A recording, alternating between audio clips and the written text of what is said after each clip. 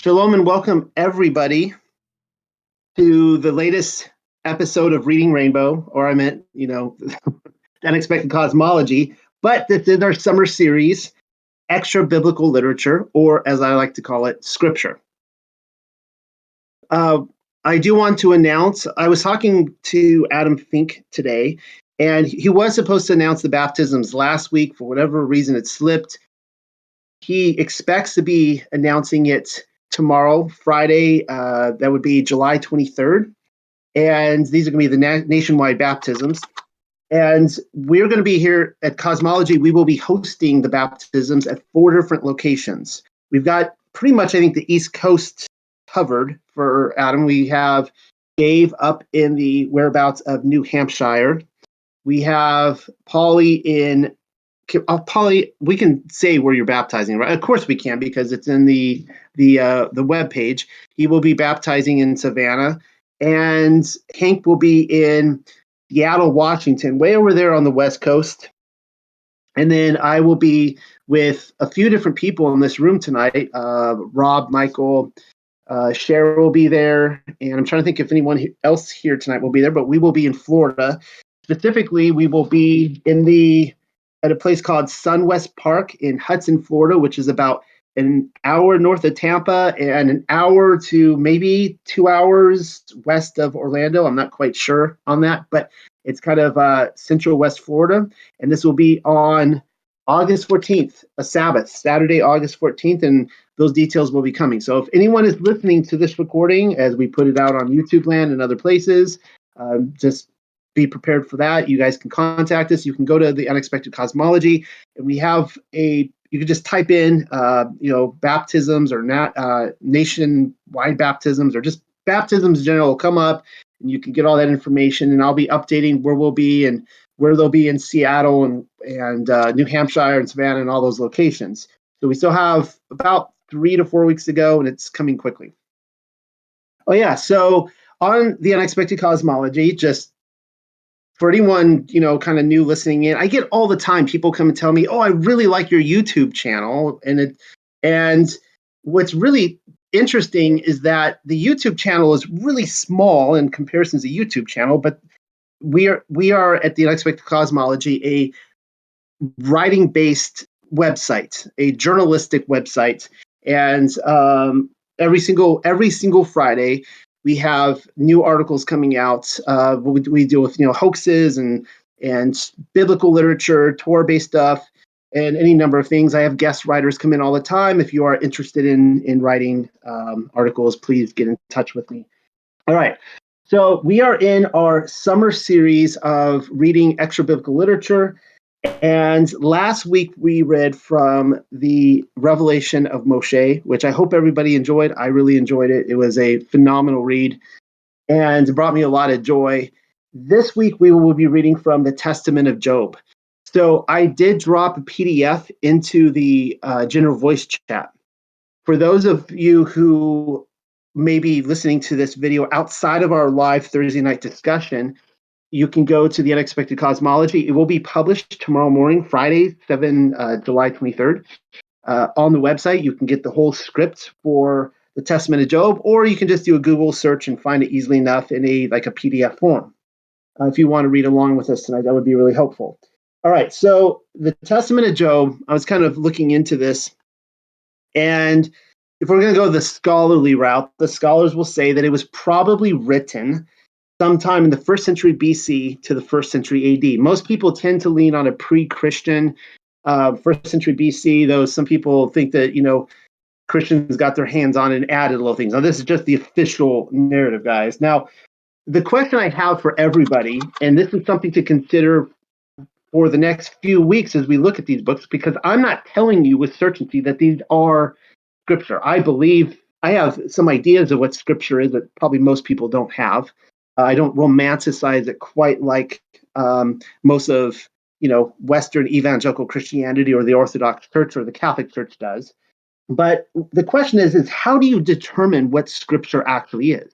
I mean, everybody assumes you get the 66 book canon. Everyone assumes that everything in there is Scripture. How do you know? How do you judge? You can't just go off of a church council, right, from like the 300s.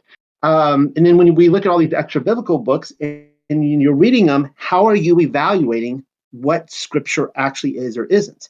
Now, if I were to give you an answer like 3 or 4 years ago, it would have been very different. I would have that before I came to the realization that Torah is eternal and for all people, anyone who is in the congregation or a covenant with the Most High, I would have said something like, I would judge on what is. It would have been a very kind of a loose and vague, not so much vague, it'd be a little bit of a loose interpretation.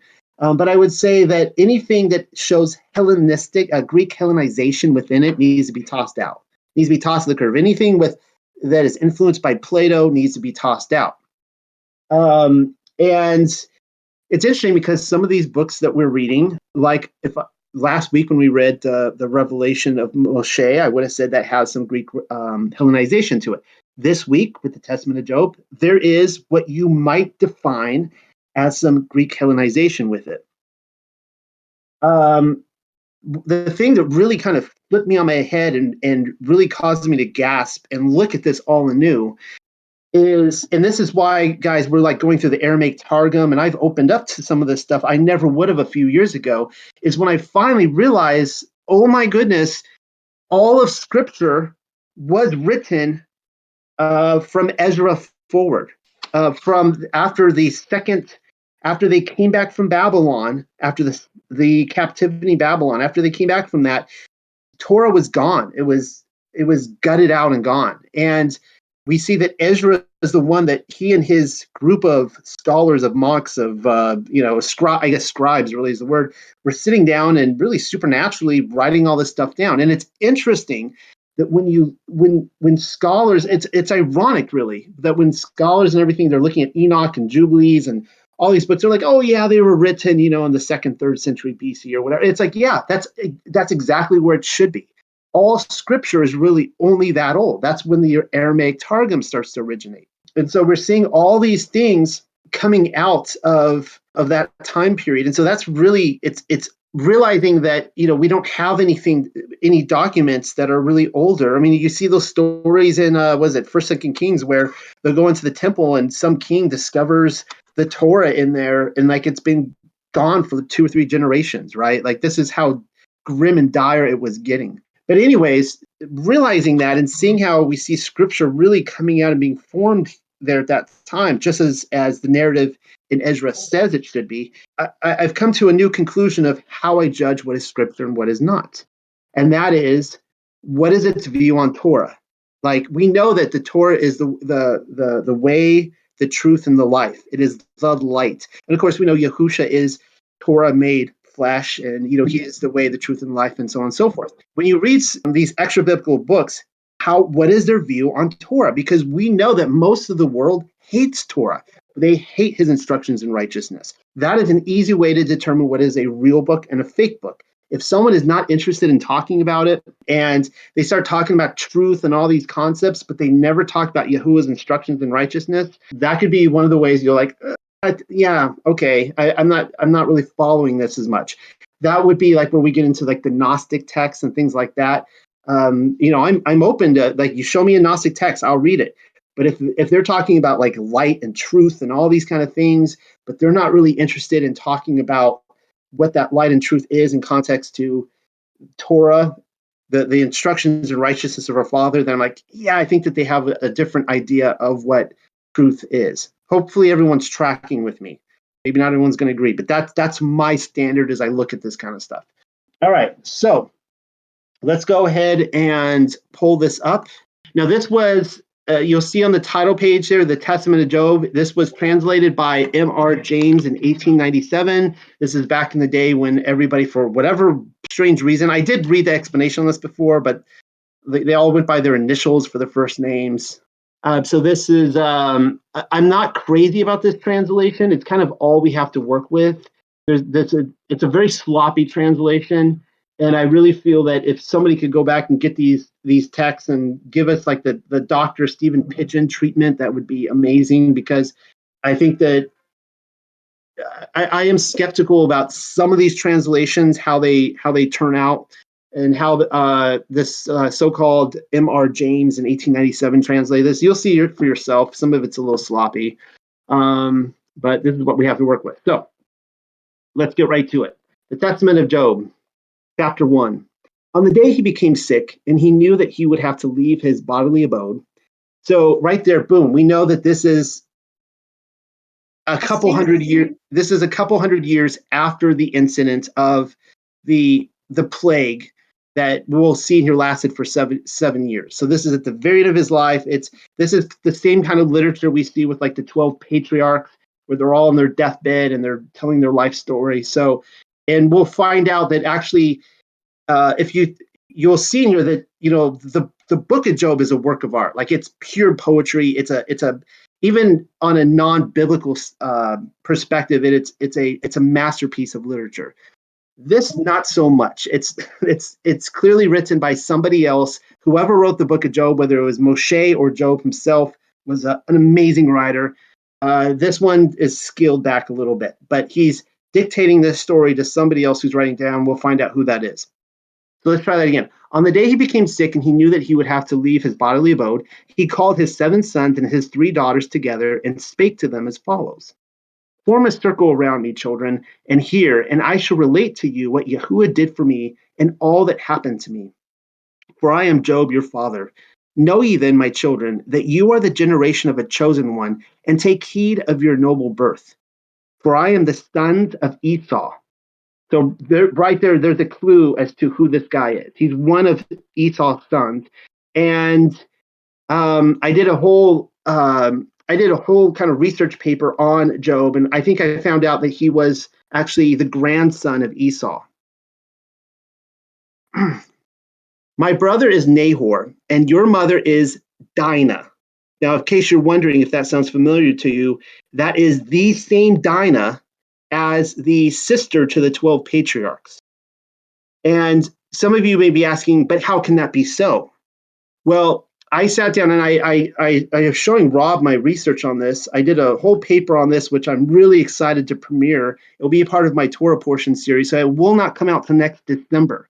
But I did a whole genealogical search, and I did the math, because in the Aramaic Targum, we see that Job is still alive in Egypt when the plagues are coming down with Moshe and Aaron. He's there to see it go down. And he's very old at this time. And you're like, well, but how can that be? How can he have married Dinah and still, and keep in mind, this is his second wife, not his first wife. So his second wife is Dinah. And I actually did the math on this, showing when Dinah was born, when they married, when they went into to Egypt, when the plagues would have happened, and shown that he could have still married Dinah for his second wife, and lived exactly to when the Yah allowed him to see his mighty hand at work in Exodus. So it works out perfectly. So that's really cool to think that, Dinah is the one who was raped, and nobody would marry her after that because she was defiled. And Job got to live a whole second life. He lived one life and he lived a whole nother life. And Dinah did as well. She would have outlived her brothers, and her brothers only lived to be like 120, 130 years old. It looks like Dinah lived a lot longer. So that's really exciting to see. By her have I become your father. So we see right here that his children and his daughters are all through Dinah. For my wife died with my other 10 children in bitter death. Hear now, children, and I will reveal unto you what happened to me. I was a very rich man living in the east, in the land of Ositis, which is Uz. And before Yahuwah had named me Job, I was called Jobab. And let me again stop there. Sorry for keep going into this. This explains why he was in Egypt, because if you read the book of Jasher, Job is actually giving counsel to Pharaoh. And he's like, well, why is he in Egypt? Why is he not in the land of Uz anymore? Well, he left the land of Uz because he married Dinah, and Dinah wanted to be with her people. And it would make sense because he is converted. We will see his conversion story in this. He was once a Goyim, you could say, even though he was a son of Esau. And he became converted. He crossed over, became a Hebrew, and he would have wanted to marry a Hebrew woman. Well, who was the perfect woman? Was Dinah, right? So, all right. All right, so he's in the land of Uz, and before Yahuwah had named me Job, I was called Jobab. So, and that again, so Yahuwah personally names him Job, just like Abram to Abraham. So we know that he is a Hebrew, he has crossed over, he's part of the congregation. The beginning of my trial was thus. Near my house, there was the idol of one worshipped by the people, and I saw constantly burnt offerings brought to him as an Elohim. Then I pondered and said to myself, is this he who made heaven and earth, the sea and us us all? How will I know the truth? And see, you can see some of this translation is a little messy. We're just gonna have to work with this. And in that night, as I lay asleep, a voice came and called, Jobab, Jobab, rise up, and I will tell thee who is the one whom thou wishest to know.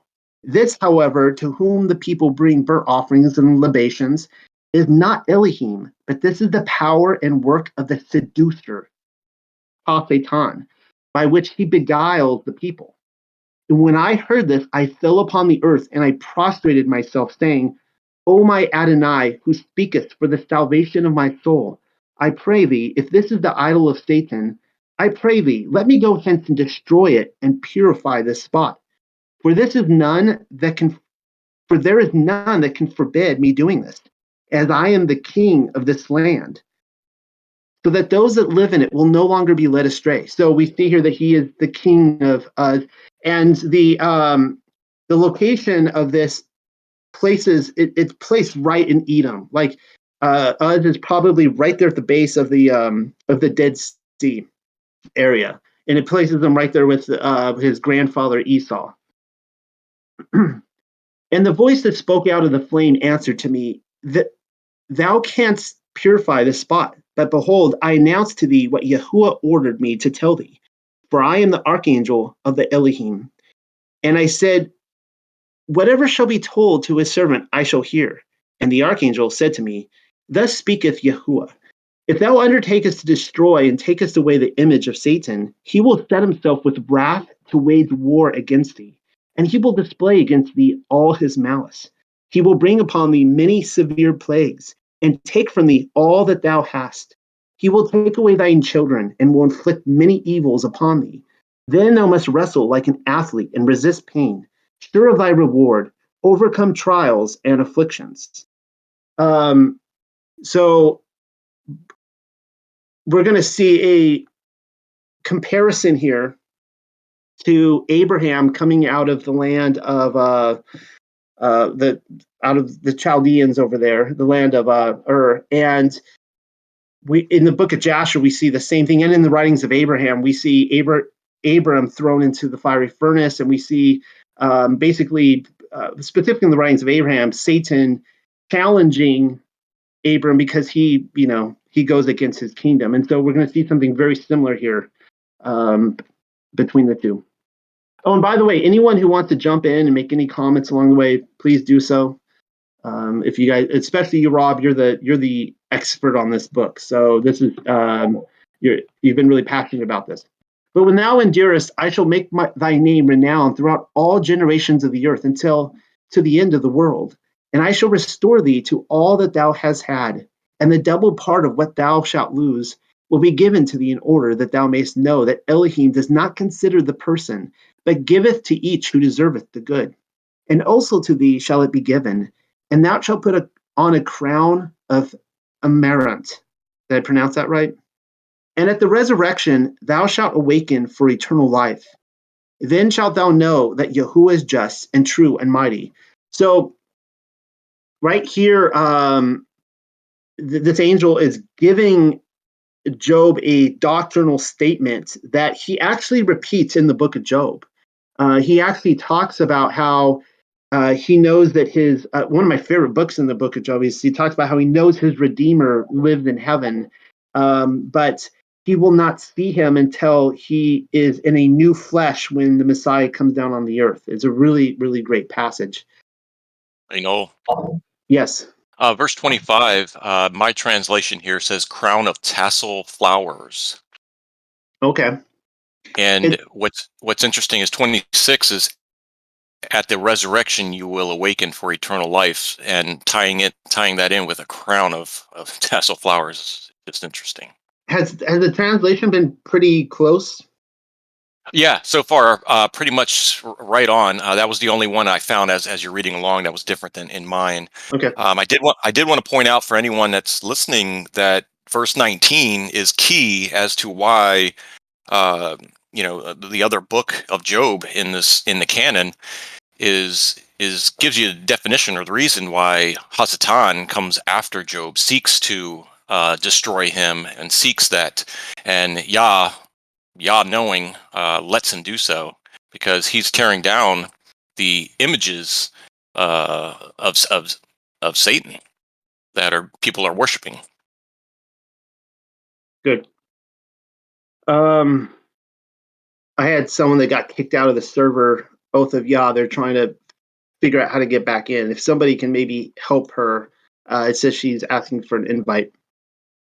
Yeah, Mike sent an invite, and I do drop stuff in the chat too. So people out there listening, if you want more information, join the group. All right. I'm sorry. I lost. Where are we? We are on verse 27. 27. All right. Here we go. Whereupon, my children, I replied, I shall, from love of Elohim, endure until death all that will come upon me, and I shall not shrink back. Then the angel put his seal upon me and left me. So that's interesting. He gets a seal put upon him here, and that's apparently something that the agreement here is that that Satan can't, he can't basically go against what the seal is. So that's a really exciting thought that that Yah could put any kind of seal of Yah on us that gives us that kind of protection. Chapter 2. After this, I rose up in the night and took 50 slaves and went to the temple of the idol and destroyed it to the ground. And so I went back to my house and gave orders that the door should be firmly locked, saying to my doorkeepers, I love this scene. If somebody shall ask for me, bring no report to me, but tell him he investigates urgent affairs. He is inside. Then Satan, this gives me chills, this scene. Then Satan disguised himself as a beggar and knocked heavily at the door, saying to the doorkeeper, report to Job and say that I desire to meet him. And the doorkeeper came in and told me that, but heard from me that I was studying. The evil one, having failed in this, went away and took upon his shoulder an old torn basket and went in and spoke to the doorkeeper, saying, tell Job, give me bread from thine hand that I may eat. And when I heard this, I gave her burnt bread to give it to him, and I made known to him, expect not to eat of my bread, for it is forbidden to thee. But the doorkeeper, being ashamed to hand him the burnt and ashy bread, as she did not know that it was Satan, took of her own fine bread and gave it to him. But he took it, and knowing what occurred, said to the maiden, go hence, bad servant, and bring me the bread that was given thee to hand to me. And the servant cried and spoke in grief, thou speakest the truth, saying that I am a bad servant, because I have not done as I was instructed by my master. And he turned back and brought him the burnt bread and said to him, thus says my Adonai, thou shalt not eat of my bread any more, for it is forbidden to thee. And this he gave me, saying, this I give in order that the charge may not be brought against me that I did not give to the enemy who asked. And when Satan heard this, he sent back the servant to me, saying, as thou seest this bread all burnt, so shall I soon burn thy body to make it like this. And I replied, do what thou desirest to do, and accomplish whatever thou plottest, for I am ready to endure whatever thou bringest upon me. And when the devil heard this, he left me, and walking up to under the highest heaven, he took from Yahuwah the oath that he might have power over all my possessions. And so, let me just finish this sentence. And after having taken the power, he went and instantly took away all my wealth. So we see a lot of similarities here between Job and Abraham. And if you recall, like in Jasher, Satan would take on the form of a river. He would take on the form of an old man, and he's always trying to, tempt people. It makes you wonder. It really makes you. it makes me want to just be on my guard all the time when I just meet strangers, because you never know who you're truly talking to. And anyways, we see here that this is the scene that leads up to Job chapter 1. We never know in the book of Job why Satan has it out for Job, and he goes up to heaven and complains about, Yahuwah's servant Job. But here we can see that, he went and he destroyed his temple that was Satan enjoyed the worship from there. Maybe it was his actual throne. I don't know. But that, ticked him off, and he's going after Job now. Hey, Noel. Yes. I know that you mentioned that you wanted to start with a shofar and a prayer. Was that not going to be part of the thing anymore? I don't know. I actually did. Yeah, just jump right into it. I totally forgot, didn't I? You know what, Paulie? It's a good, chapter 3 is a great place to, Well, yeah, because Job is about to go into distress. So that was all prologue, and now we're going to start the story, so it's a perfect time. So let's hear it. Let's do the shofar blast.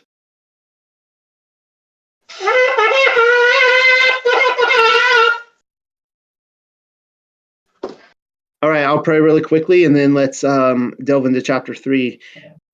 Our dearest Father in heaven, Most High Elohim Yahuwah, thank you for these fine people that you have brought into this group tonight. Thank you for giving us your word. We have the Bible before us, but we have all these other books that we know that you have set some aside and for us to seek out. And we pray that you would just give us guidance in what we seek and what we read, and I pray you would teach us tonight in your word. Amen. All right. So, and that's one of the things, guys, I'll just say this really quickly before we get into chapter 3, is one of the things I love about all these extra biblical books is that, and I closed on this note last week, is that you start reading this stuff and you start seeing these cross references that you never expected before. And pretty soon, the Bible just starts teaching itself. You don't need to go get these 3-point sermons from people in churches anymore. It's just like you read the Bible and it all starts clicking. The more you read, the more books you read, and you just start going through this stuff, and it just all starts making this complete picture. All right, chapter 3. For I had 130,000 sheep, and of these I separated 7,000 for the clothing of orphans and widows, and of needy and sick ones. I had a herd of 800 dogs who watched my sheep. That's a lot of dogs to watch the sheep. And besides these, 200 to watch my house. And I had 9 mills working for the whole city, and ships to carry goods. And I sent them into every city and into the villages, to the feeble and sick, and to those that were unfortunate. And I had 340,000 nomadic asses. And of these I set aside 500, and the offspring of these I ordered to be sold, and the proceeds to be given to the poor and the needy. For from all the lands the poor came to meet me. For the 4 doors of my house were opened, each being in charge of a watchman who had to see whether there were any people coming asking alms, and whether they would see me sitting at one of the doors, so that they could leave through the other and take whatever they needed. I also had 30 immovable tables set at all hours for the strangers alone. And I also had 12 tables spread for the widows. And if anyone came asking for alms, he found food on my table to take all he needed. And I turned nobody away to leave my door with an empty stomach. This is one of the reasons I think that Yahuwah chose Job and revealed himself to Job. First of all, Job was seeking for the Creator, the Most High.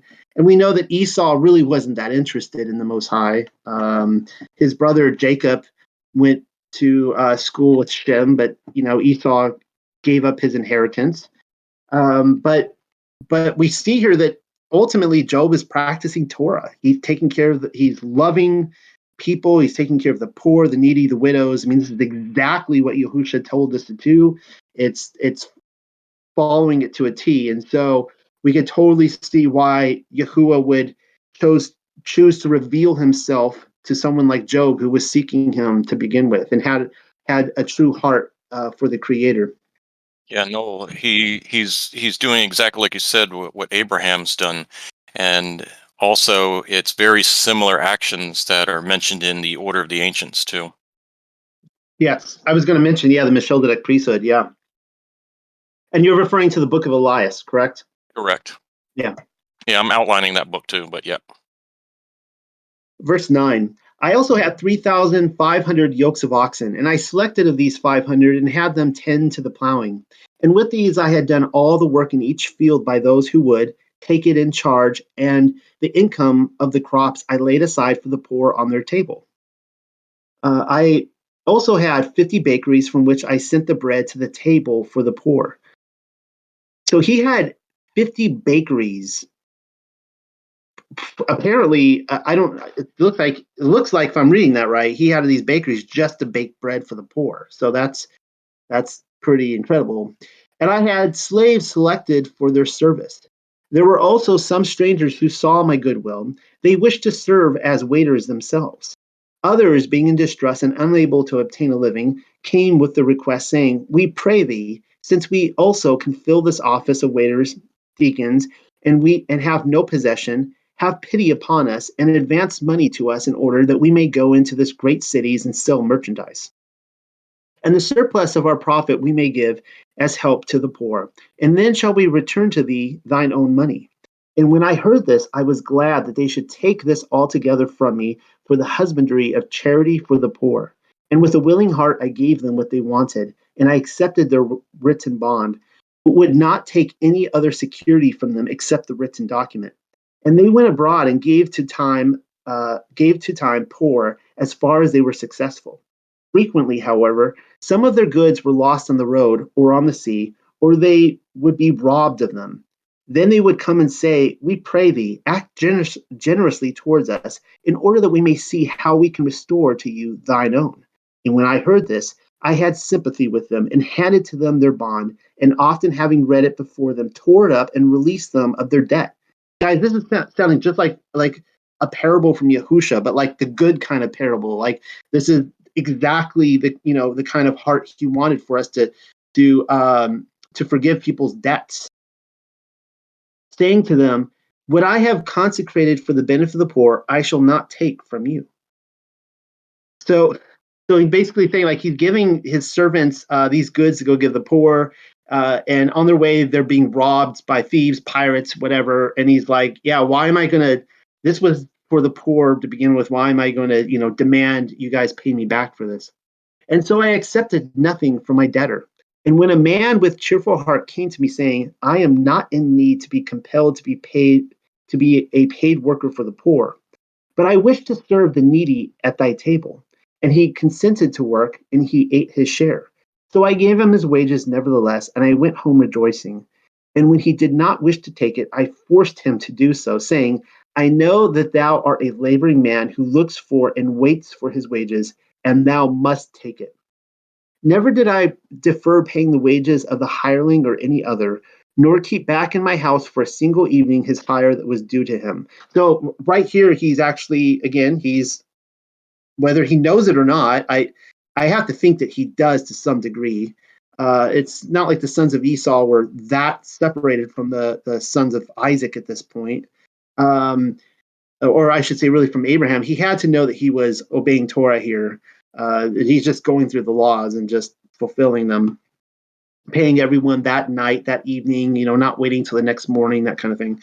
Those that milk the cows and the ewes signaled to the passerby that they should take their share. For the milk flowed in such plenty that it curdled into butter on the hills and by the roadside, and by the rocks in the hills the cattle lay, which had given birth to their offspring. And this actually comes from the book of Job. He talks about like the butter curdling on the hills and stuff like that. For my servants grew weary, keeping the meat of the widows and the poor and dividing it into small pieces. For they would curse and say, "Oh, that we had of his flesh, that we could be satisfied," although I was very kind to them. I also had 6 harps and 6 slaves to play the harps, and also a cithara, a decacord, and I struck it during the day. And I took the cithara And the widows responded after their meals. And with the musical instrument, I reminded them of Elohim, that they should give praise to Yahuwah. And when my female slaves would murmur, then I took the musical instruments and played as much as they would have done for their wages, and gave them respite for their labor and sighs. So this is quite the king here. He's he's actually like entertaining the widows while they're coming to like eat their meals, and he's playing music from it. That's pretty awesome. Chapter 4. And my children, after having taken charge of the service, took their meals each day along with their 3 sisters, beginning with the older brother, and made a feast. And I rose in the morning and offered a sin offering for them, 50 rams and 19 sheep, and what remained as a residue was consecrated to the poor. And I said to them, take these as residue and pray for my children. Perchance my sons have sinned before Yahuwah, speaking in haughtiness of Ruach. We are children of this rich man. Ours are all these goods. Why should we be servants of the poor? And speaking thus in a haughty spirit, they may have provoked the anger of Elohim. For overbearing pride is an abomination before Yahuwah. So it's interesting. He kind of like it seems like he knows who Yahuwah is here, even though earlier we saw that he was, he looked at this idol in this temple and said, surely that can't be the creator. So he's kind of like Abraham, but but he seems to have a really good knowledge of who he is. So I brought oxen as offerings to the priest at the altar, saying, may my children never think evil towards Elohim in their hearts. While I lived in this matter, the seducer could not bear to see the good I did, and he demanded the warfare of Elohim against me.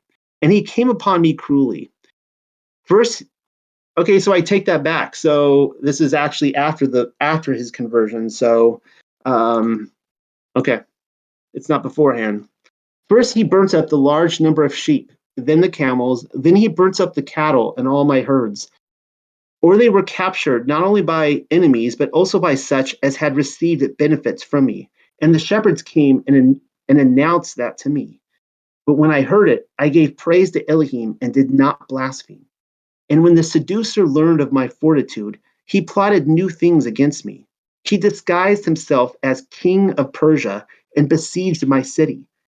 And after he had led off all that were therein, he spoke to them in malice, saying in boastful language, this man Job, who has obtained all the goods of the earth and left nothing for others, he has destroyed and torn down the temple of Elohim. Therefore shall I repay to him what he has done to the house of the great Elohim.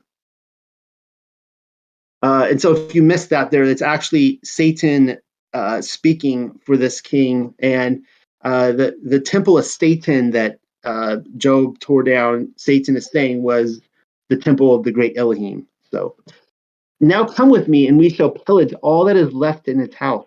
And they answered and said to him, he has 7 sons and 3 daughters. Take heed lest they flee into other lands, and they may become our tyrants, and then come over us with force and kill us. And he said, be not at all afraid. His flocks and his wealth have I destroyed by fire, and the rest have I captured. And behold, his children shall I kill. And having spoken thus, he went and threw the house upon my children and killed them. So in the book of Job, it talks about the great wind that comes and destroys the house. But here it's like the wind blows the house. It's almost like I get this picture of like the Wizard of Oz or something like that. Like the house, blows, or it's thrown upon them. And my fellow citizens, go ahead. Yeah, I wanted to mention before you move on 13, when he disguised himself as the king of Persia and besieged my city, and after he had led off all that were therein. So this can be quickly read over, but if you take this in context, he led off all that were therein, and then he spoke to them in malice. Now so the way I'm reading this is that he went in, conquered the city, and those that were good he led off out of that city, and the ones that were left were the pagan ones that when he was speaking to them, they recognized where he was saying they destroyed and tore down the temple of God, because that was their God, not the ones that he led out of the city, the good. That's how at least I'm seeing that being read, and I just want to point that out. That's a really good observation. That was really good. Okay, and then Verse I'll just 20. start. Yeah, verse 20. Thank you. And having spoken thus, he went and threw the house upon my children and killed them. And my fellow citizens, seeing that what was said by him had become true, came and pursued me and robbed me of all that was in my house. And I saw with mine own eyes the pillage of my house. And men without culture and without honor sat at my table and on my couches, and I could not remonstrate against them. For I was exhausted like a woman with her loins let loose from multitude of pains, remembering chiefly that this warfare had been predicted to me by Yahuwah through his angel. And I became like one who, when seeing the rough sea and the adverse winds, while the lading of the vessel in mid ocean is too heavy, cast the burden into the sea, saying, I wish to destroy all this only in order to come safely into the city, so that I may take as profit the rescued ship and the best of my things. Thus did I manage my own affairs. But there came another messenger and announced to me the ruin of my own children, and I was shaken with terror. And I tore my clothes and said, Yahuwah hath given, Yahuwah hath taken. As it hath deemed best to Yahuwah, thus it hath come to be. May the name of Yahuwah be blessed. I kind of think I see that scene there as really haunting, where he goes to his house and he watches just these people ransacking everything. And, it's, if ever, it's an interesting picture because his house was open on all four sides and people were always coming in and sitting at his couches and his tables and eating food. I mean, he was always offering it, and yet these people are coming and just like stealing it. The same thing that he offered to free to the poor. It's just a really interesting picture. Chapter 5. And when Satan saw that he could not that he could riot, put me to despair. I wonder if, I don't know, maybe that word there is a little messed up. I don't know. He went and asked my body of Yahuwah in order to inflict plague on me, for the evil one could not bear my patience. Then Yahuwah delivered me into his hands to use my body as he wanted, but he gave him no power over my soul. And that must be the seal that the angel gave him. And he came to me as I was sitting on my throne, still mourning over my children. And he remembered a great hurricane.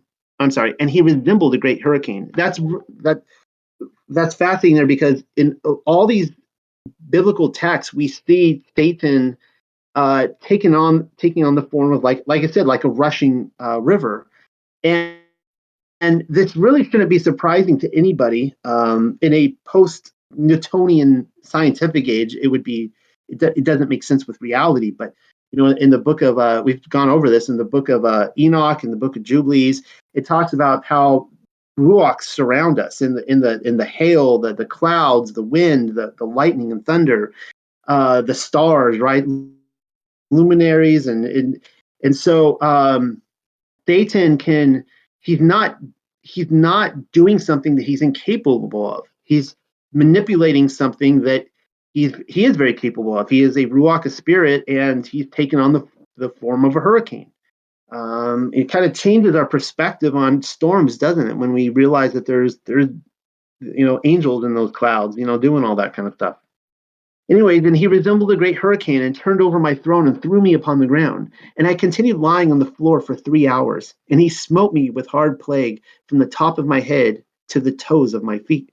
And I left the city in great terror and woe, and sat down upon a dunghill, my body being worm-eaten. That's really disgusting. And I wet the earth with the moistness of my sore body, for matter flowed off my body, and many worms covered it. And here's how much respect Job has for his plague. And when a single worm crept off my body, I put it back, saying, Remain on the spot where thou hast been placed, until he who hath sent thee will order thee elsewhere. That is like a total fear of Yah right there. That's incredible. Thus I endured for 7 years, 7 long years, sitting on a dunghill outside of the city while being plague-stricken. And I saw with mine own eyes my longed-for children carried by angels to heaven.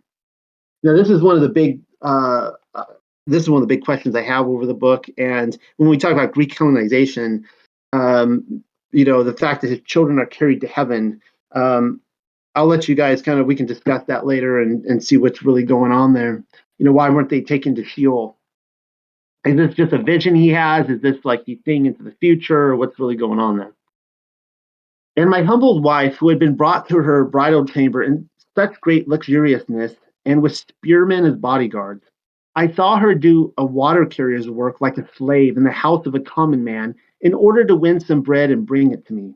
And in my sore affliction, I said, oh, that these braggart city rulers, whom I soul not have thought to be equal with, my shepherd dog should now employ my wife as servant. And after this, I took courage again. Yet afterwards, they withheld even the bread, that it should only have her own nourishment. But she took it and divided it between herself and me, saying woefully, woe to me! Forthwith, he may no longer feed on bread, and he cannot go to the market to ask bread of the bread sellers in order to bring it to me that he may eat. And when Satan learned this, he took the guise of a bread seller, and it was as if by chance that my wife met him and asked him for bread, thinking that it was that sort of man. But Satan said to her, give me the value, and then take what thou wishest. Whereupon she answered, saying, where shall I get money? Dost thou not know what misfortune happened to me? If thou hast pity, show it to me. If not, thou shalt see. And he replied, saying, if you did not deserve this misfortune, you would not have suffered all this.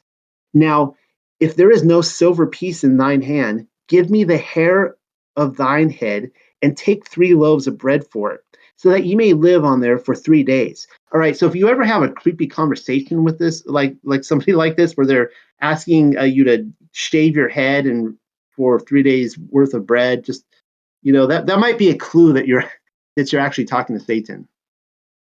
Then she said to herself, what is the hair of my head in comparison with my starving husband? And so after having pondered over the matter, she said to him, rise and cut off my hair. Then he took a pair of scissors and took off the hair of her head in the presence of all, and gave her 3 loaves of bread. Then she took them and brought them to me, and Satan went behind her on the road, hiding himself as he walked and troubling her heart greatly.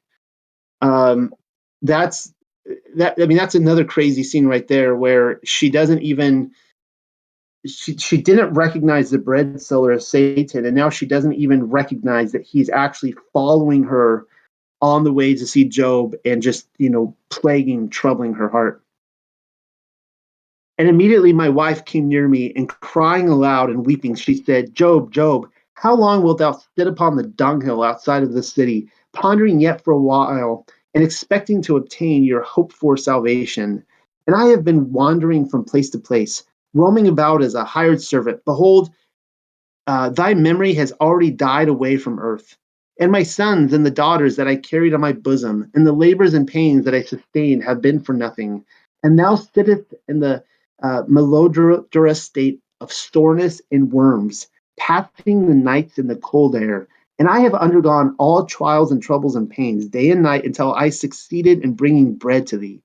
For your surplus of bread is no longer allowed to me.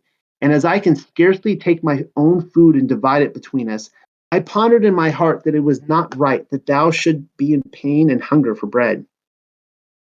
And so I ventured to go to the market without bashfulness. And when the bread seller told me, give me money, and thou shalt have bread, I disclosed to him our state of distress. Then I heard him say, if thou hast no money, hand me the hair of thy head, and take 3 loaves of bread in order that ye may live on these 3 days. And I yielded to the wrong and said to him, rise and cut off my hair. And he rose and in disgrace cut off with the scissors the hair of my head on the marketplace, while the crowd stood by and wondered. Who would then not be astonished, saying, is this Sittis, so that's her name, Sittis, the wife of Job, who had 14 curtains to cover her inner sitting room, and doors within doors, so that he was greatly honored, who would be brought near her. And now behold, she barters off her hair for bread. who had camels laden with goods, and they were brought into remote lands to the poor, and now she sells her hair for bread. Behold, her who had 7 tables immovably set in her house, at which each poor man and each stranger ate, and now she sells her hair for bread. Behold, her who had the basin wherewith to wash her feet made of gold and silver, and now she walks upon the ground and sells her hair for bread. Behold, her who had her garments made of byssus interwoven with gold, and now she exchanges her hair for bread. Behold, her who had couches of gold and of silver, and now she sells her hair for bread.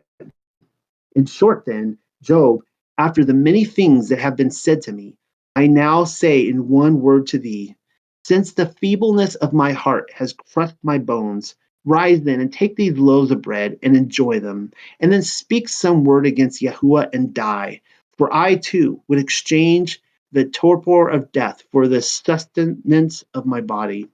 And so it's kind of interesting that this is where we're like in, I think, Job chapter 2 or something like that, the book of Job, when basically Job's wife has that one liner where she's like, curse God and die. And here we see that it's actually Satan speaking for her, essentially. Like it seems to be, it's almost the same thing as like, Yahusha's telling Kepha, get behind me, Satan. But I replied to her, behold, I have been for these 7 years plague stricken, and I have stood the worms of my body, and I was not weighed down in my soul by all these pains. And as to the word which thou sayest, speak some word against Elohim and die. Together with thee I will sustain the evil which thou seest. And let us endure the ruin of all that we have. Yet thou desirest that we should say some word against Elohim, and that he should be exchanged for the great Pluto, the Elohim of the netherworld.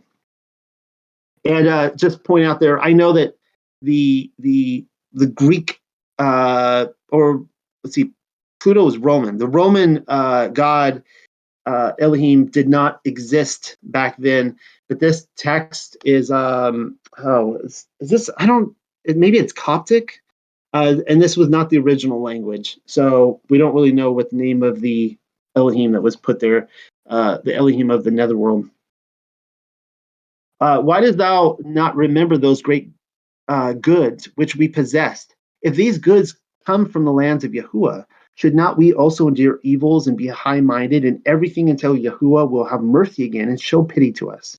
Dost thou not see the seducer stand behind thee and confound thy thoughts in order that thou shouldst beguile me? So boom, there it is. He actually sees Satan basically aiding his wife and speaking these accusations and words to him. And he turned to Satan and said, why dost thou not come openly to me? Stop hiding thyself, thou wretched one. Does the lion show his strength in the weasel cage, or does the bird fly in the basket? I now tell thee, go away and wage thy war against me. That's pretty powerful stuff right there. It's interesting that like Satan wouldn't, and it's true, the book of Job, we never see him like just show himself to Job. He's always kind of like, it's just interesting that he's working, kind of trying to weasel his way through other people. Then he went off from behind my wife and placed himself before me, crying, and he said, behold, Job, I yield and give way to thee, who art but flesh, while I am a spirit. Thou art plague-stricken, but I am in great trouble, for I am like a wrestler contesting with a wrestler who has, in a single-handed combat, torn down his antagonist and covered him with dust and broken every limb of his, whereas the other one, who lies beneath, having displayed his bravery, gives forth sounds of triumph, testifying to his own superior excellence. Thus thou, O Job, art beneath and stricken with plague and pain, and yet thou hast carried the victory in the wrestling match with me, and behold, I yield to thee. Then he left me abashed. Now, my children, do you also show a firm heart in all the evil that happens to you? For greater than all things is firmness of heart. So what Satan was essentially saying there, it's like, he defeated him in every way. It's almost like you're tied down in in a wrestling match, and they're just waiting for you to slap the whatever, like your way out, like you're defeated. And Job's like, he's like, no, actually, I beat you, Satan, and it doesn't matter what you can do to me. I've won, right? And that's a fascinating outcome. The way to Yeah, look at no, it. yeah, no. We see here he totally calls him out and says to him, you know, you know, talking about the analogy of, does a lion jump out when it's, when there's nothing to jump out really at. So he's challenging him to show himself, and with that challenge, the seducer comes to him crying and basically conceding to him.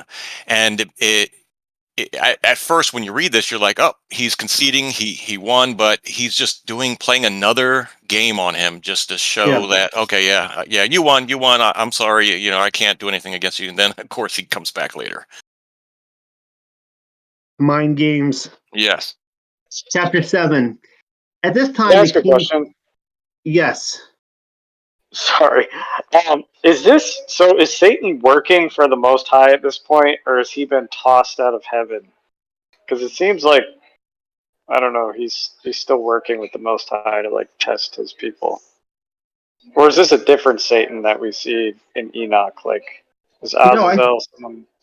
I I think don't know. this is the Satan. It has been debated, in the book of Job, that when it says the accuser, the Satan, goes up with the angels, I think Michael Heiser is one of those that he talks about how it's not necessarily the Satan, that it is just it could be any number of accusers. And so, I mean, that's a definitely point to consider, but it seems like this here is saying, no, this is the Satan, the accuser. We saw last week when he was already kicked out of paradise, and of course, paradise. So you have the throne of Yah in heaven, and the throne of Yah overlooks the temple in heaven with the name of the Messiah on it. And this comes from multiple different sources. And then you have on one hand, and this is kind of not important whether this is factual or not, but it seems like multiple sources say that the lake of fire is on one side of the throne and paradise on the other.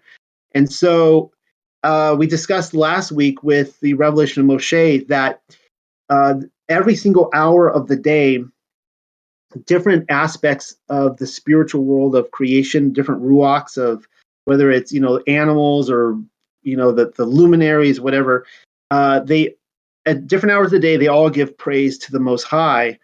And there's 1 hour of the day when the angels enter into the throne room of Yahuwah to give him praise, and that is when Satan kind of slips in with the other seraphim and so on and so forth. That's when he slipped in to deceive Adam and Eve, and actually their angels who were with them in paradise left to worship the Most High, and he was able to come in. So we see a similar scene where in the book of Job that if you pay attention to the book of Job, Yahuwah basically calls out the accuser in the crowd. He's like, where have you been? And he's like, oh, I've been, going about the earth, walking and so on and so forth. I always find that kind of interesting. So I don't know if that answers that, but he seems to be able to, for whatever reason, even though he's been kicked out of his throne in paradise, he seems to be able to go with the angels at the appointed hour up there. And we saw last week that even there's an appointed hour in the day when even the demons have to give reverence to the Most High, which is really interesting. Okay. All right. So let's just start from the top, chapter 7. And it's funny, we're in chapter 7, but this is like chapter 2 or something of Job. You never get the sense that there's these 7 years before the three guys and the fourth guy show up.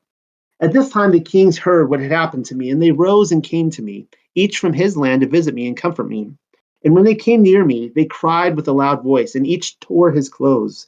And after they had prostrated themselves, touching the earth with their heads, they sat down next to me for 7 days and 7 nights, and none spoke a word. And I should have compared notes on this. I think the book of Job says the same thing, that they sat there for 7 days in silence. They were 4 in number.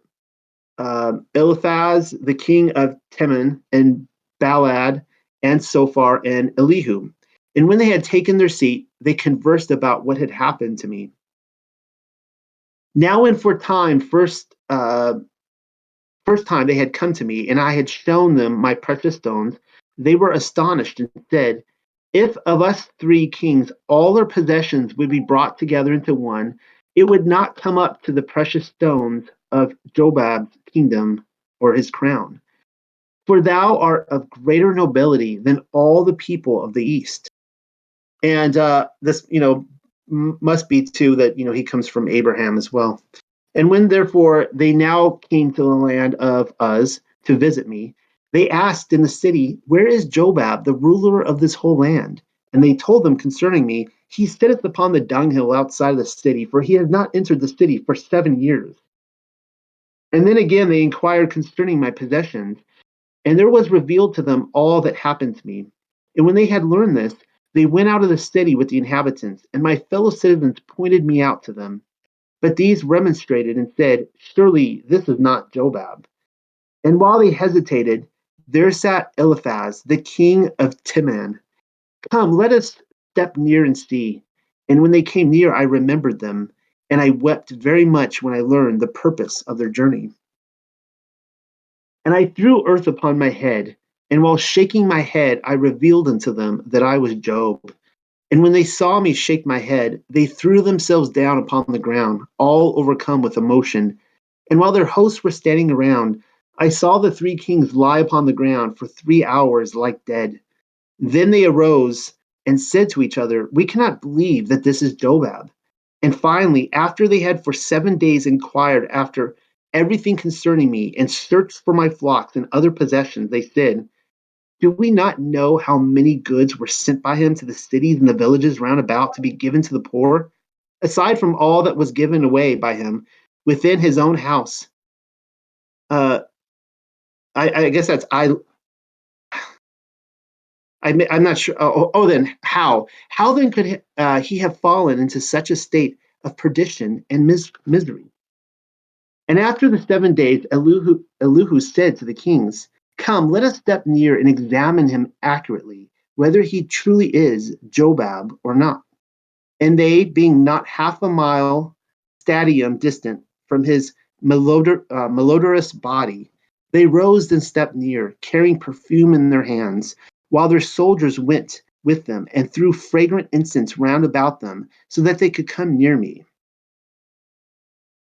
You have to wonder, I guess he didn't have a bath in 7 years. I mean, yeah, just that he had to be just disgusting. Like just one big, like, I don't know, just his hair had to be matted and just disgusting, all just crust. And after they had thus passed 3 hours, covering the way with aroma, they drew nigh.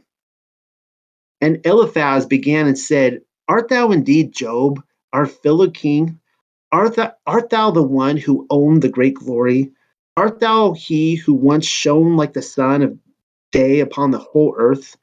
Art thou he who once resembled the moon and the stars, effulgent throughout the night? And I answered and said, I am. And thereupon all wept and lamented, and they sang a royal song of lamentation, their whole army joining them in a chorus. And again Eliphaz said to me, art thou he who had ordered 7,000 sheep to be given for the clothing of the poor? Whither then hath gone the glory of thy throne? Art thou he who had ordered 3,000 cattle to do the plowing of the field for the poor? Whither then hath thy glory gone?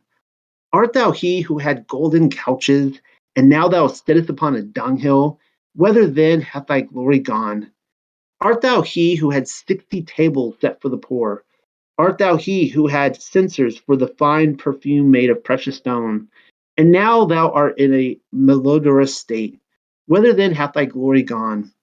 Art thou he who had golden candelabras set upon silver stands? And now must thou long for the natural gleam of the moon. Whither then hath thy glory gone? Art thou the one who had ointment made of the spices of frankincense? And now thou art in a state of repulsiveness.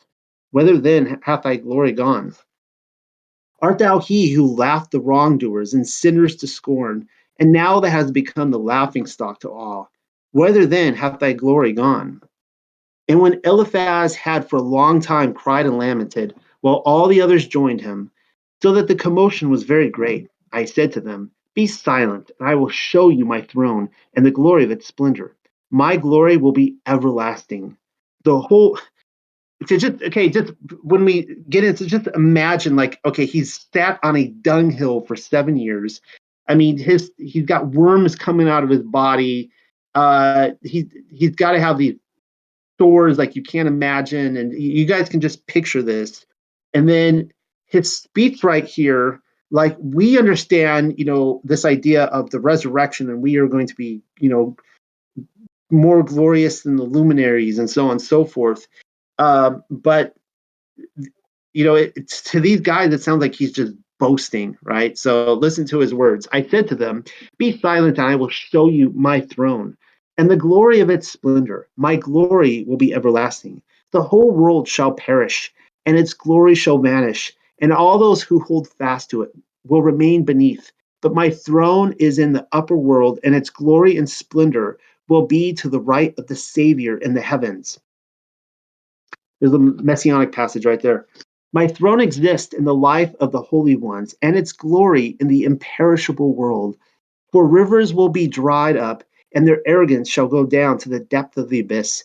But the streams of my land in which my throne is erected shall not dry up, but shall remain unbroken in strength. The kings perish and the rulers vanish, and the glory and pride is as the shadows in a looking glass. But my kingdom lasts forever and ever, and its glory and beauty is in the chariot of my Father. That's that's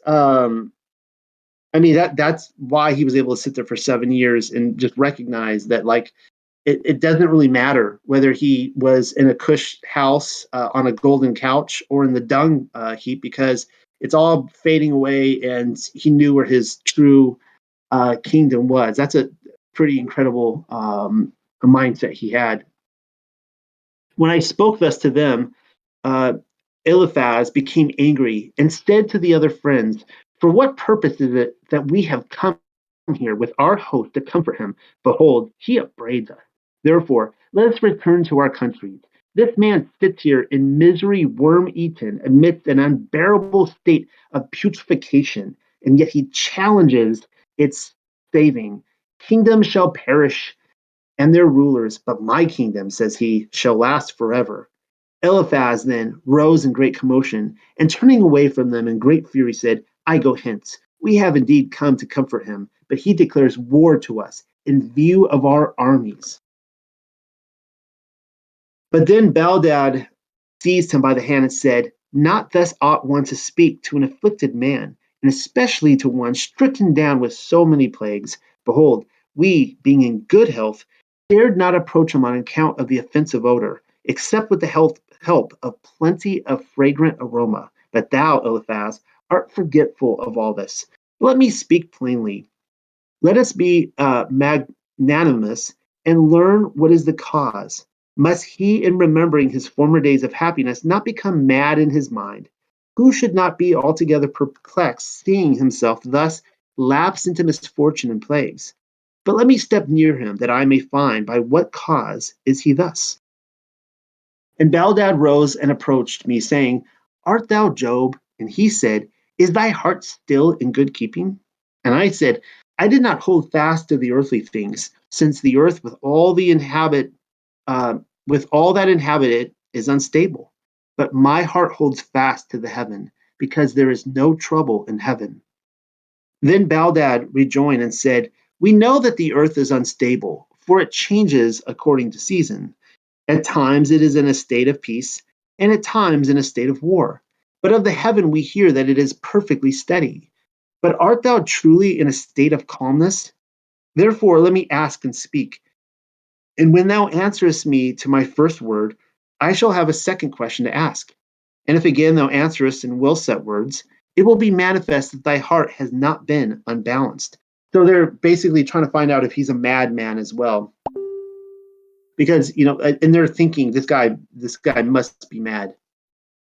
And I said, upon what dost thou set thy hope? And I said, upon the living Elohim. And he said to me, who deprived thee of all thou didst possess? And who afflicted thee with these plagues? And I said, Elohim. And he said, so it's like an imbalance act here. Like Job is like saying, look, like my kingdom is with Elohim in heaven. Oh, but who did this to you, Job? Oh, Elohim did. Like that. All right. And he said, if thou still places thy hope upon Elohim, how can he do wrong and judgment, having brought upon thee these plagues and misfortunes, and having taken from thee all thy possessions? And since he has taken these, it is clear that he has given thee nothing. No king will disgrace his soldier who has served him well as bodyguard.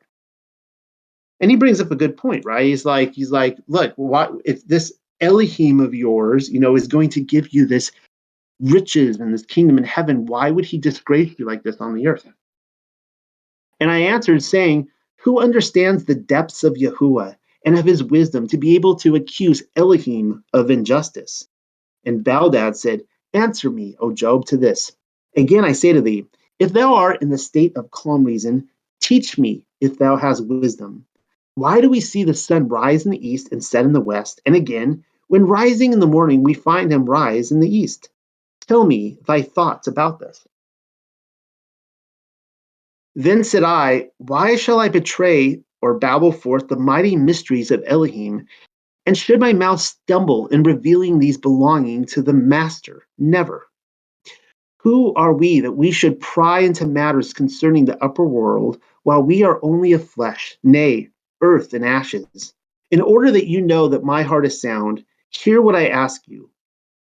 And by the way, one of the things I love about Job is that some of the mysteries that they're contemplating back then, we still don't know today. Like we're all coming from a Copernican universe, right? Like we're all coming out of that. I assume everybody here agrees that the Earth is not a globe spinning through space. Maybe there's some convex Earthers here. I'm a flat Earthist. But really, like if you try to explain what's going on with the heavens, with the sun, like we have our ideas, but we still don't know.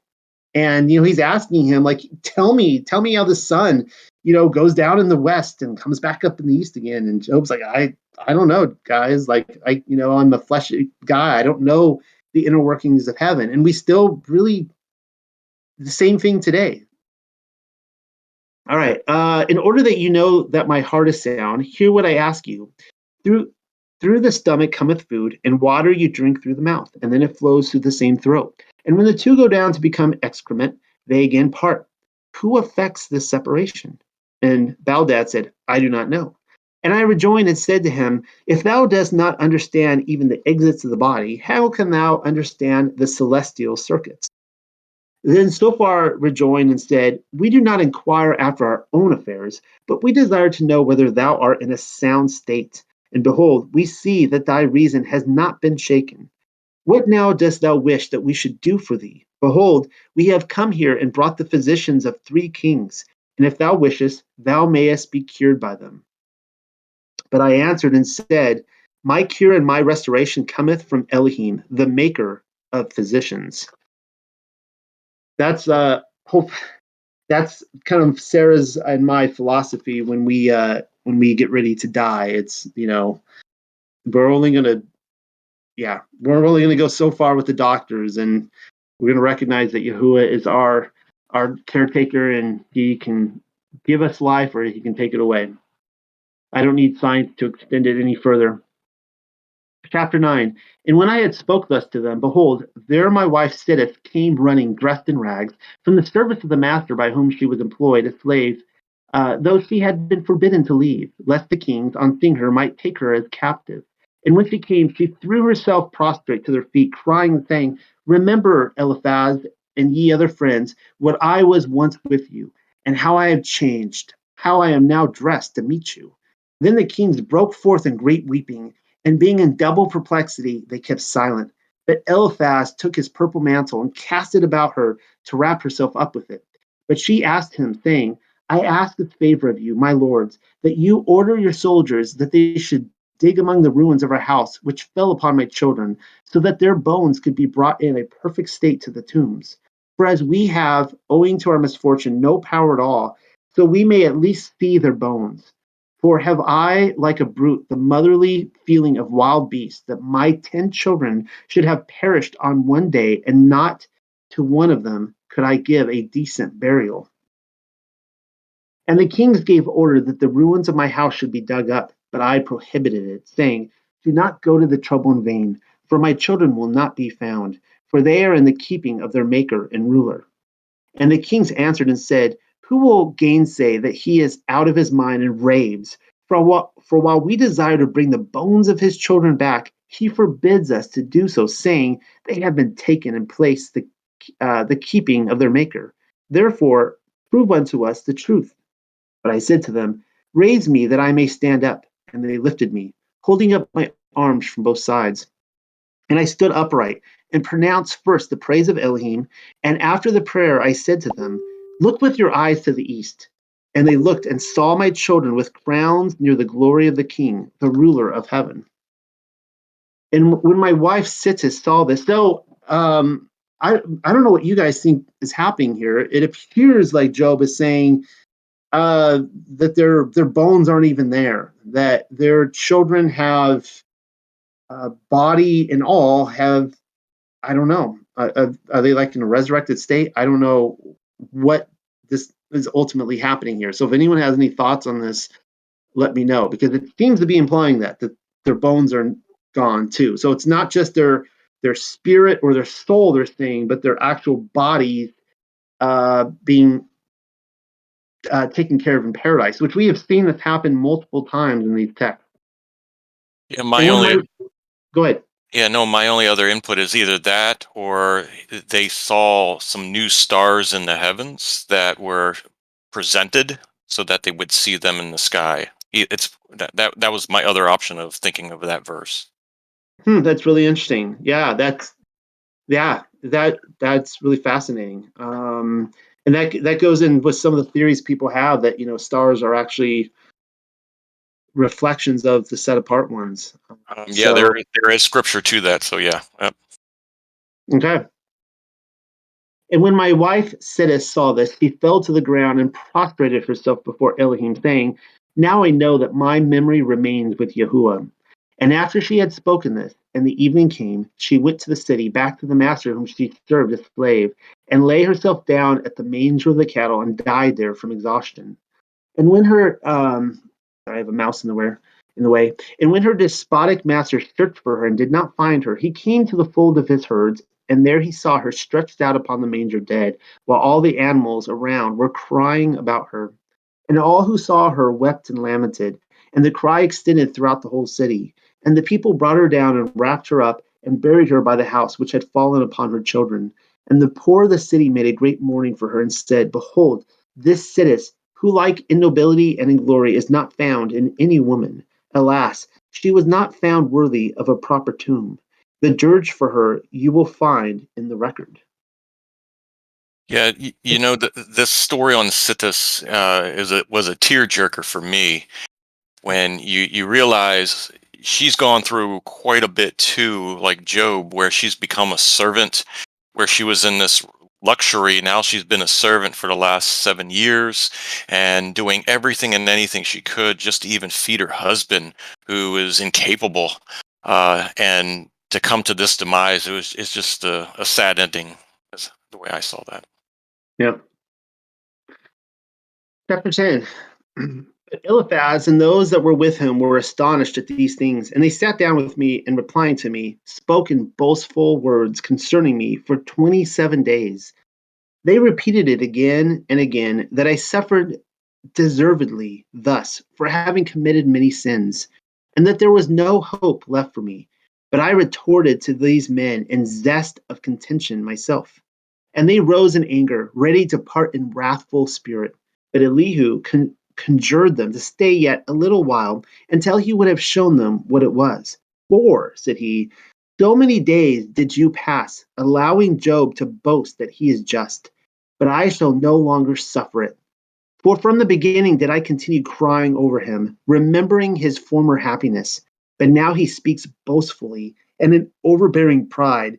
He says that he has his throne in the heavens. Therefore hear me, and I will tell you what is the cause of his destiny. So as we go further in here into Elihu, and now he's the fourth in the book of Job. You have the three friends, and he's the fourth friend that comes in at the end. Pay attention here how his Elihu's contention again is that his throne is in the heavens. All right, just put that in your mind. Then imbued with the spirit of Satan. So Elihu is now speaking for Satan, right? And his contention is that Job, like Satan is trying to destroy Job.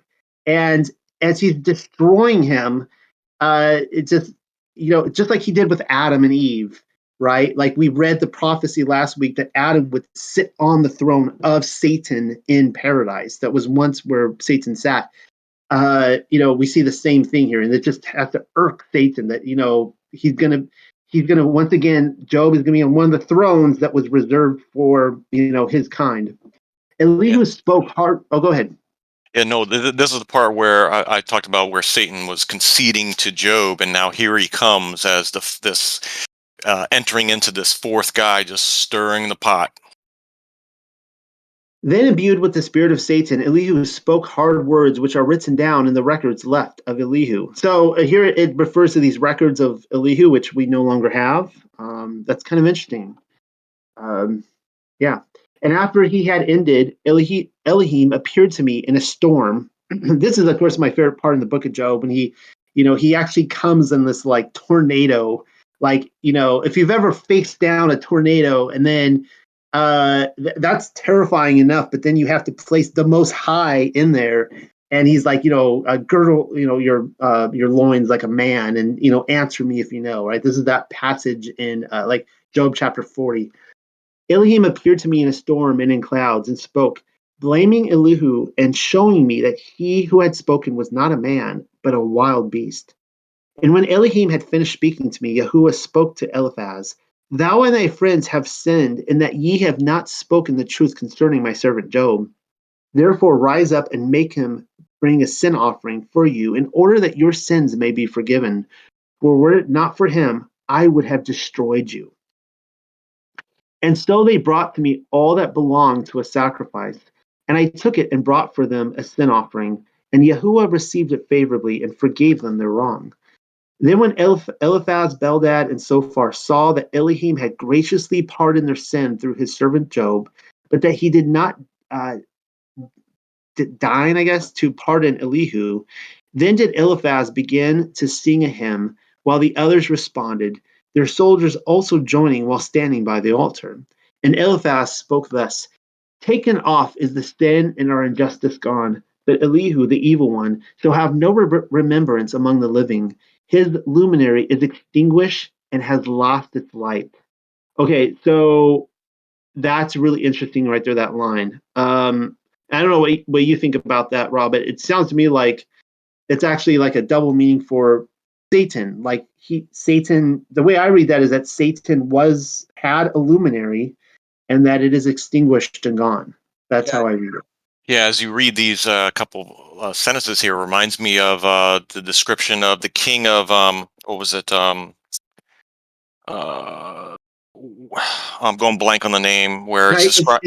It's in Isaiah, right? Or there's also Ezekiel, but it's describing the king, and it's related to Satan. It's describing a king, but it's describing Satan, type of deal. Yeah. I forgot the name. The glory of his lamp will announce itself for him, for he is the son of darkness and not of light. So yeah, that's describing Satan. The doorkeepers of the place of darkness shall give him their glory and beauty a share. His kingdom hath vanished, his throne hath moldered, and the honor of his stature is in Sheol or Hades. For he has loved the beauty of the serpent and the skins of the dragon. His gall and his venom belong to the northern one. These notes here, the Zephuni adder. For he did not own himself unto Yahuwah, nor did he fear him, but he hated those whom he hath chosen, known. And wow, I mean, that just says it all right there, right? Like you see a complete contrast. Like Job is the complete opposite of Satan. If Satan is darkness, Job is light, right? Like Satan wants to bring everyone down from heaven to earth so that he can exalt himself to heaven. But Job is, while he is brought down to earth, is exalted up to heaven. Like it's just like a complete opposite here. And whereas Job's kingdom will go on forever, Satan's kingdom will be brought to an end and completely extinguished. Thus Elohim forgot him, and the holy ones forsook him. His wrath and anger shall be unto him desolation, and he will have no mercy in his heart nor peace, because he had the venom of an adder on his tongue. And we're seeing that's kind of an interesting description of Satan, the adder tongue. We're kind of getting into reptilian territory there, but really seraphim and the watchers. I need to do a whole. I want to do a whole Thursday night study one time on just how the seraphim and the watchers are described like these serpents, and that's just a really interesting description there. Righteous is Yahuwah, and his judgments are true. With him there is no preference of person, for he judgeth all alike. Behold, Yahuwah cometh. Behold, the holy ones have been prepared. The crowns and the prizes of the victors precede them. Let the saints rejoice, and let their hearts exult in gladness, for they shall receive the glory which is in store for them. And then there's this word chorus there. I was looking in the original translation, it's there. I don't know what that word chorus really is there for, unless if it's going into like a song here. Our sins are forgiven, our injustice has been cleansed, but Elihu had no remembrance among the living. After Eliphaz had finished the hymn, we rose and went back to the city, each to the house where they lived. And the people made a feast for me in gratitude and delight of Elohim, and all my friends came back to me. And all those who had seen me in my former state of happiness asked me, saying, what are those three things here amongst us? Chapter 11. I think we got 2 chapters left. We're almost done. But I, being desirous to take up again my work of benevolence for the poor, asked them, saying, give me each a lamb for the clothing of the poor in their state of nakedness, and 4 coins of silver or gold. Then Yahuwah blessed all that was left to me. And after a few days I became rich again in merchandise, in flocks, and all things which I had lost. And I received all in double number again. Then I also took a wife, your mother, and became the father of you 10 in place of the 10 children that had died. And of course, so this is Dinah. And now, my children, let me admonish you. Behold, I die. You will take my place. Only do not forsake Yahuwah. Be charitable towards the poor. Do not disregard the feeble. Take not unto yourselves wives from strangers. Behold, my children, I shall divide among you what I possess, so that each may have control over his own, and have full power to do good with his share. And after he had spoken thus, he brought all his goods and divided them among his 7 sons, but he gave nothing of his goods to his daughters. Then they said to their father, our Adonai and father, are we not also thy children? Why then dost thou not also give us a share of thy possessions? Then said Job to his daughters, do not become angry, my daughters. I have not forgotten you. Behold, I have preserved for you a possession better than that which your brothers have taken. And he called his daughters, whose name was Day, or Yemima, and said to her, where else was I? I wrote that paper, Rob, and I'm trying to remember where else the name of his 3 daughters are quoted. I can't remember now. But anyways, we have multiple sources on the. What was that? I'll look for it. Yeah, it's. I could bring it up later. But anyways, we have multiple witnesses on the names of these daughters. So, and these would have been Dinah's daughters.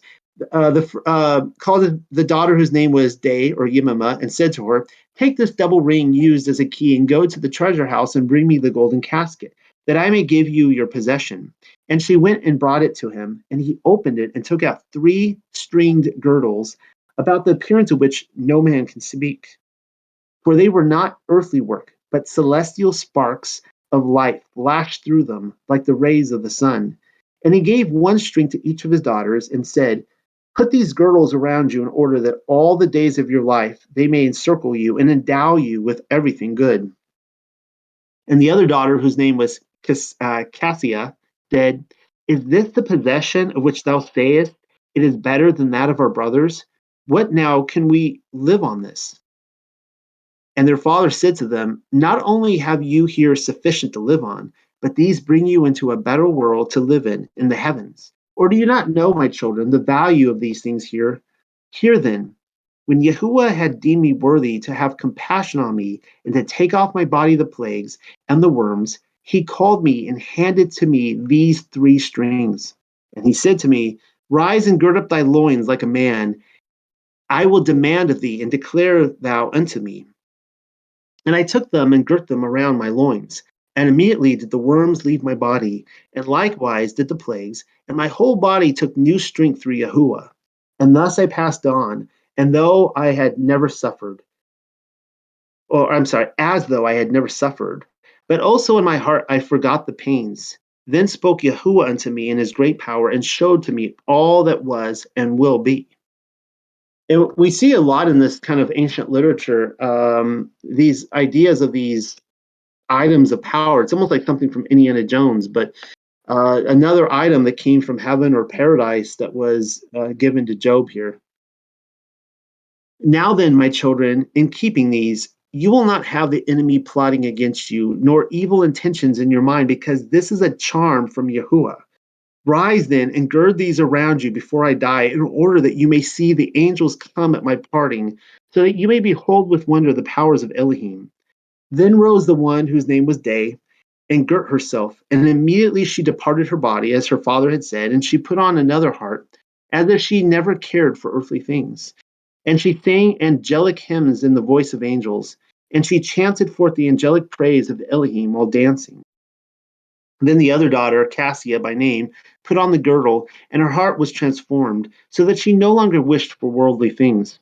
And her mouth assumed the dialect of the heavenly rulers, and she sang the donology of the works of the high place. And if anyone wishes to know the work of the heavens, he may take an insight into the hymns of Cassia. So I don't know if maybe the hymns of Cassia still exist. I don't know. There's seeming to imply that at the time this was written that they did exist. Then did the other daughter by the name of Malthia's horn, or Kareen Hapuk, gird herself, and her mouth spoke in the language of those on high, for her heart was transformed, being lifted above the worldly things. She spoke in the dialect of the cherubim, singing the praise of the ruler of the cosmic powers and extolling their glory. And he who desires to follow the vestiges of the glory of the Father will find them written down in the prayers of Amelthia's horn. And once again, I've never read those prayers. I don't know if you guys have. That's something I'd like to kind of seek out. My guess is they burned in the Library of Alexandria, but who knows? Chapter 12, finishing up here. We're almost done. After these 3 had finished singing hymns, did I, Nahor, or Neros, brother of Job, sit down next to him as he lay down. So we know who wrote this book. It's the brother of Job. And I heard the marvelous great things of the 3 daughters of my brother, one always succeeding the other amidst awful silence. And I wrote down this book containing the hymns, except the hymns and signs of the holy word, for these were the great things of Elohim. So it almost sounds like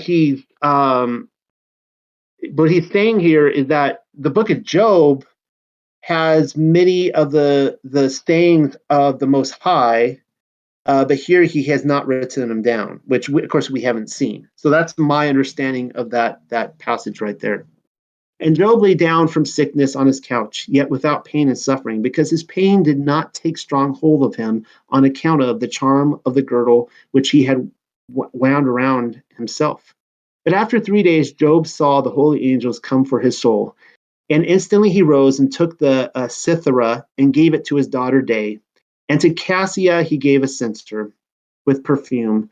And to Amalthea's horn, music, he gave a timbrel in order that they might bless the holy angels who came for his soul.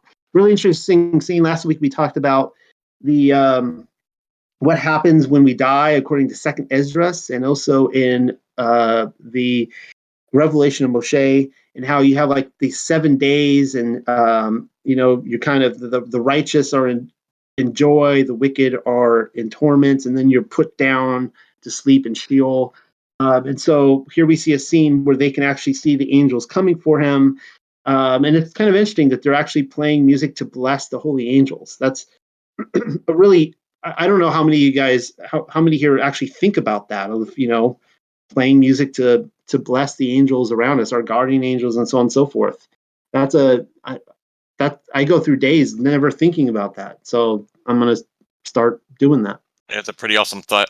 Awesome thought on a part from a set apart one's departure. Yeah, I mean, think about that. Like, there's, imagine if you were a guardian angel and you had to guard someone.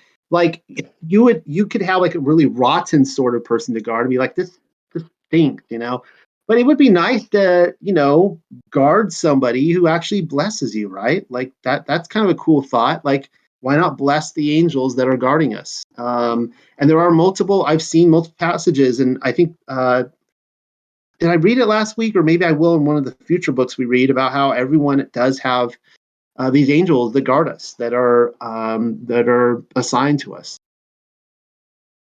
All right.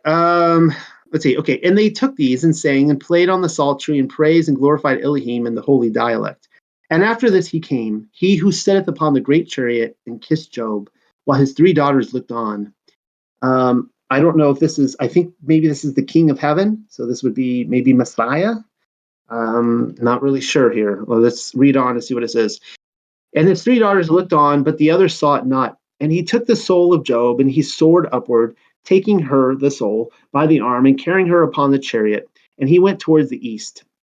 It's interesting that it stresses her there. And I think that that's part of maybe the translation, because we know that in Hebrew, the soul is feminine, and I think in Greek it's neutered, and I think in Latin it's masculine. And so it's kind of interesting how it just stresses her there. So I'd have to look at where this is coming from in language use. All right.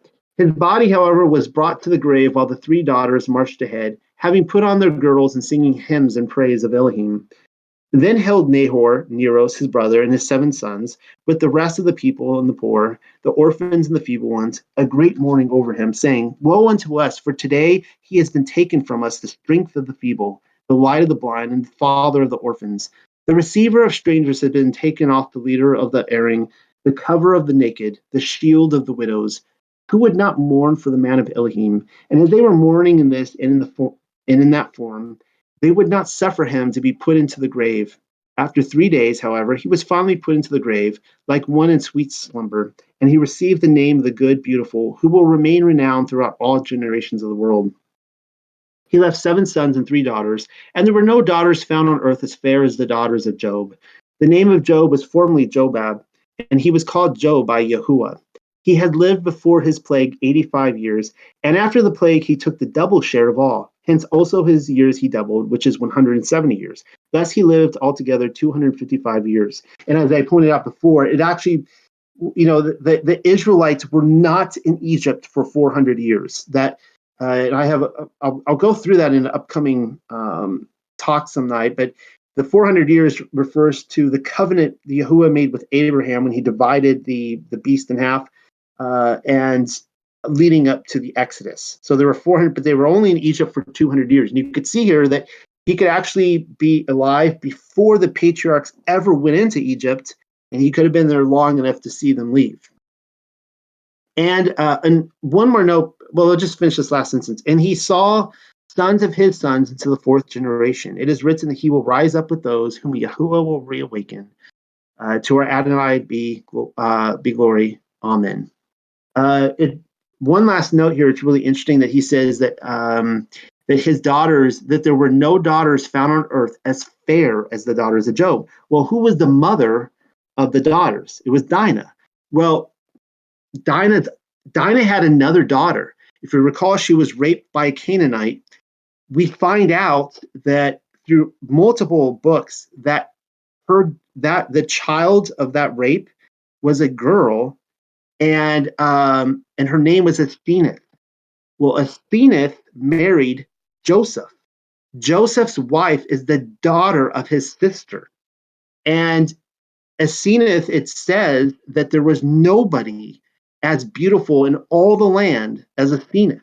So you get this theme with Dinah's daughters that they're all drop dead gorgeous and nobody compares with them on the earth. So, I mean, I'm saying this respectfully, Dinah must have been, a looker. I mean, she must have been a beautiful woman just to bring out these beautiful daughters. But anyway, that concludes the Testament of Job. And thank you everyone for sticking in. It's been almost 2 hours. This was a long one. So I do want to respect everyone's time. Does anyone have any thoughts on what we read? Any questions? Great stuff. Yeah, I hope that just as a community here in Cosmology in our Discord page, I hope that my goal is in reading these live together that we can all be kind of blessed. We can all grow in knowledge together and just have that bond. And I hope these bring you guys joy the way they bring me. Like I get so excited when I hear there's another book of the Bible or scripture or extra biblical literature, whatever you want to call it, that I've never read. And I just rushed over there. I just ordered 3 new books today from Zen that are just volumes of books that are, New Testament texts, and I'll have to give them a try, but I can't wait to read them. So this is one of those that I read about a month ago, and I just really excited. Rob and I have been talking about them. So anybody at all? Any questions, thoughts? It could be about anything. We got a few more minutes.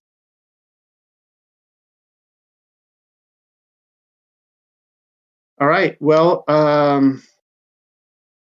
then that will be it for tonight. We'll just end it here. So shalom, everybody. And next week we'll do this again with another book. I have a couple ideas on what I want to do, but I think you guys are going to really. I think you guys are going to really like them. They're going to be really good. They'll be really special. I'll announce them later.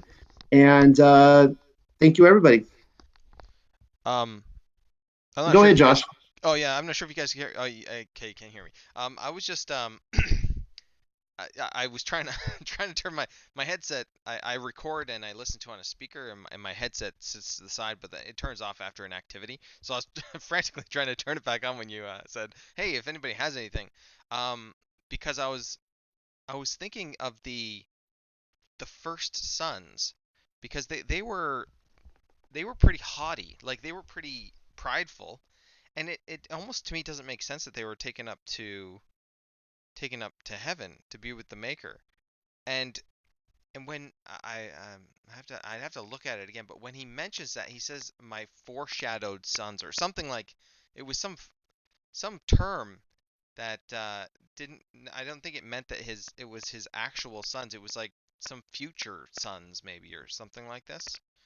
But then when they couldn't find the bones, it seems like that's the case. It's just kind of weird that they were all like, "Oh, why should we have to feed the poor?" And then Yahuwah's like, "Come on up," you know.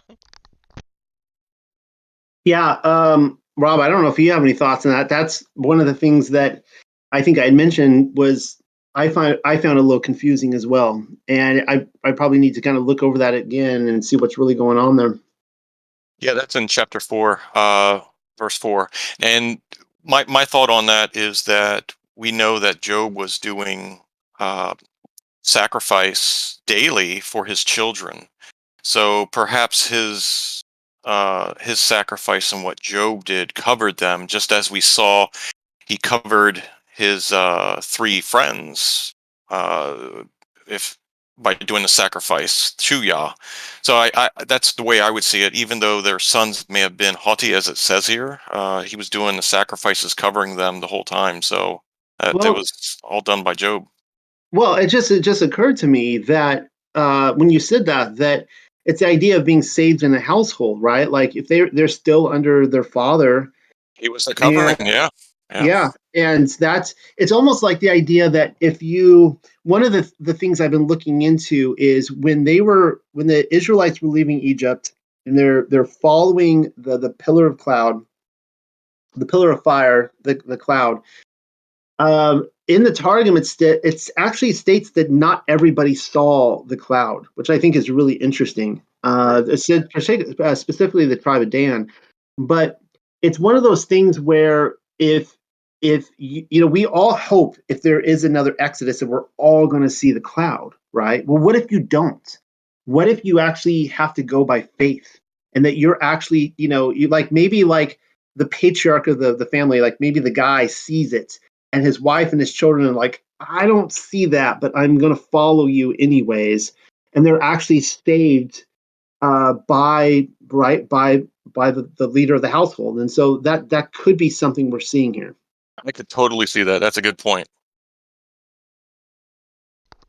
It's All right. definitely Well, interesting, and the whole thing is crazy in my mind, just how devious the whole thing is, right? Like literally, he has everything. He's doing everything like better than anybody, essentially, and then all of a sudden, like even his friends who are like, "Oh yeah, this was one of the best guys we've ever known." They come there and then they start getting on his case. Like they can't even support him. Like it doesn't even matter that he had established this rapport or this good character that everybody knew. They were just like, "Yeah, you must have done something really bad." Like and that must like I guess in a way, even right now, um, it's something of a feeling where it's kind of the same thing. It's like if you like follow Yah and and you speak truthfully and plainly, and then you go up to someone who you don't know, or someone who's known you for many years, and you say, hey, you know what, this jab or this this COVID or whatever it is, it's a weapon, like it's a weapon of the enemy. It's here to do damage, right? And they're like, no, you're crazy. They dismiss you. You may have been friends with them for years. I've actually lost friends that I've known for many years, sometimes up to I think around a decade, just recently because of COVID. And you know that there's something super divisive when that kind of like historic kind of event happens. For sure, there's something very powerful happening, and you could like you think one of his friends would be able to tell. They'd be able to see, hey, you know what this guy says is the truth, and why would he have changed so much? Like, why would he be so crazy now and wasn't crazy before? And it's just, yeah, it's interesting for sure. Yeah, notice only Job knew and only Job could see, and the rest could not. Yeah, yeah. Thanks, Noel. It was a great read. Very interesting. Hey, one thing I want to end with is chapter 4, verse 7. The seducer could not bear to see the good I did, and he demanded the warfare of God against me. mm, Powerful. yep. So just remember that when the spiritual attacks come, it's because very likely that Satan cannot stand to see the good that is happening. So just remember that, and remember good old Job to not to give your praise. The greatest tool you can use to fight Satan is to praise the Most High in these situations. So And this is all right. a lesson too, um, from the very beginning. It's very interesting because it's not like Job went out there and cast down um like the edifice that was there to represent Hasatan, and nothing happened. Like Yahuwah was like, you go and do this, man. Like you're literally asking for all the trouble that you can get. And I think so many, especially it's prevalent in the Christian culture, that oh yeah, you can just get rid of the idols and it's all good. Like you're still going to be able to like be prosperous, and all your friends are still going to stay your friends, and you're still going to be a person of rapport. And I'm just not sure that that is necessarily the case, because it seems like I wouldn't imagine that this is a singular event. That when you start casting down the idols and you start removing the transgression from your life, that's gonna cause war. You're announcing war on Hasatan, and he's going to respond, right? Or his forces are going to respond. So it's certainly interesting, that element in my mind.